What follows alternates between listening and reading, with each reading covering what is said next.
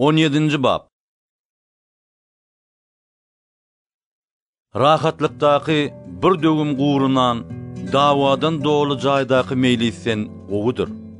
Maskara oğlun üstünden payhaslı kul höküm sürür ve dogonlar hataryna mirasa şerik bolor. Kümüş göwüşde, altın kuröde sinalyan bolsa, yürekleri barlayan reptir. Yamanlık ediyen ervet doğdoklara üns berýändir. Yalançy, yaman niyetli dili gulak asýandyr. Garyby ýaňsylayan, yaradany kemsidiýändir. Bet bagıtlyga şatlanýan bolsa, jezasyz galmaz. Agtyklar garry adamlaryň täjidir. Ogullaryň şan şöhrady bolsa, eni atalarydyr. Dürdäne söz akmaga yaraşmasa, allawly söz hem asylzada hiç gelişmeýär. Para onu berýäniň gözüni bir tumor kimindir. Ol nire öwürlüse üstünlük getirir. Ýazygy geçýäni söýgü höweslendirýändir. Dawa jenjeli gaýtalayan bolsa, dostuny ýitirýär. Düşünjeli adama bir käýinç, akmaga urulan ýüz kötökden agyrdyr.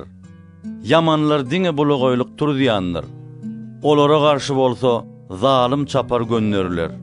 Akmagın akılsızlığına duş bolanyňdan çağasyny aldyran aya duş gelmek gogudur.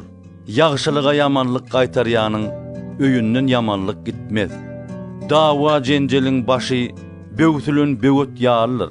Şonuň üçin onu tutaşmaka beset. Yaramazy aklayan bilen dogruçul adamy ýazgarýanyň ikisini de rep ýigrenýändir. Näme üçin akmagın elini danalyk almaga pul bolsun? Onunla öwrenmek niyeti ýok. Yakynyň seni hemme wagt söýýändir.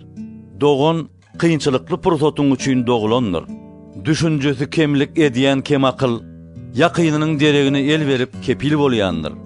Ýazygy söýýän dawany söýýändir. Kim bosagosyny belent gursa, sünküniň dögülmegine garaşýandyr. Egri ýürek ýagşylyk tapmaýar.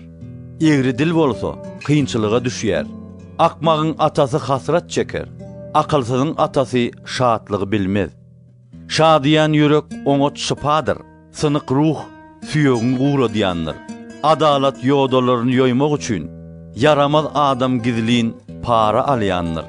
Düşünjeli adam danalyga seredýändir. Akmagın nazary ýeriň aňyry çetini. Akmak ogul atasyna hasrat, dograna dertdir. Ýazyksyza jerime salmak ne dürstir.